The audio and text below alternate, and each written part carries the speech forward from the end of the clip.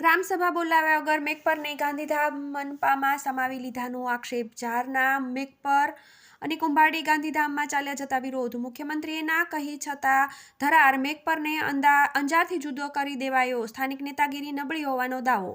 અંજાર તાલુકામાં આવતા મેઘપર, બોરીચી અને કુંભારડી, જેમાં આજની તારીખે 70,000થી વધુની વસ્તી રહે છે, એટલે કે સ્વયં નગરપાલિકા થઈ શકે એટલી વસ્તી ત્યાં છે. છતાં મેઘપર બોરીચી જૂથ ગ્રામ પંચાયત દ્વારા કોઈપણ પ્રકારની ગ્રામસભા બોલાવ્યા વગર કે તાલુકા પંચાયતને જાણ કર્યા વગર સરપંચ સહિતની બોડી દ્વારા પોતાની મનમાની ચલાવી ગાંધીધામ મનપામાં ભળી જવા માટેની તૈયારી દર્શાવતો પત્ર આપી દેવામાં આવ્યો હતો.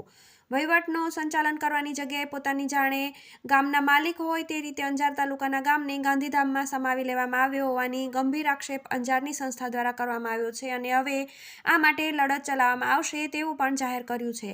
આ અંગે અંજાર આઇડેન્ટિટી સંસ્થાના પ્રમુખ LV વોરા અને મંત્રી ભરત ઠક્કરે જણાવ્યું હતું કે સરકારે ગાંધીધામને નિયમોને નેવે મૂકી મહાનગરપાલિકા આપી દીધી છે. પ્રથમ તો જ્યારે અંજાર તાલુકો અલગ છે ત્યારે ગાંધીધામ નગરપાલિકાએ કયા હક દાવાથી અંજાર તાલુકાની મેઘપર જૂથ ગ્રામ પંચાયત પાસે સૂચિત ગાંધીધામ મનપામાં સમાવવા બાબત ઠરાવ માંગ્યો, એ એક સવાલ છે.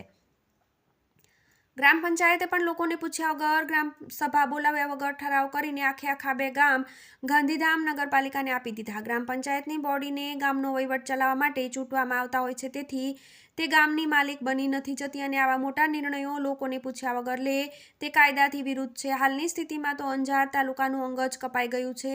આ બાબતે તાલુકા પંચાયતે કે ન તો અંજાર નગરપાલિકાને પૂછવામાં આવ્યું.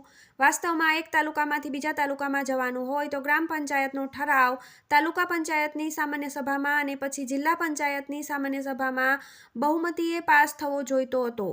તેના પર સરકારના પંચાયત અને મહેસૂલ વિભાગની મહોર લાગે પછી જ તે કાયદેસર ગણાય, કારણ કે તાલુકો બદલવાનો છે. જ્યારે અંજારના બે હાથ જેવા બે મેઘપરને જ્યારે ગાંધીધામમાં ભેળવવાની વાત સામે આવી ત્યારે અંજારના પ્રબુદ્ધ નાગરિકોએ અંદાજે 200 જણાએ આ બાબતે વિરોધ કરતા પત્રો મુખ્યમંત્રીને લખ્યા હતા. જે બાદ આ સંસ્થાએ મુખ્યમંત્રીને રૂબરૂ રજૂઆત કરી હતી ત્યારે મુખ્યમંત્રીએ વાત સ્વીકારીને મેઘપરને નહીં લેવાય એવી હૈયાધારણા આપી હતી. તેમ છતાં બંને મેઘપર આખા લેવાય જે કમનસીબ બાબત છે. સરકારે અંજારની સ્થિતિ આસામ જેવી કરી નાખી. અંજાર આઇડેન્ટિટી સંસ્થા દ્વારા આક્ષેપો સાથે જણાવ્યું હતું કે ગાંધીધામની મહાનગરપાલિકા મળે તેમાં અંજારને કોઈ વાંધો ન હોય, પણ અંજારના ભોગે ગાંધીધામનો વિકાસ અંજાર ન ઈચ્છે. આજે અંજાર પોતાનું અસ્તિત્વ બચાવવાની વેતરણમાં આવી ગયું છે.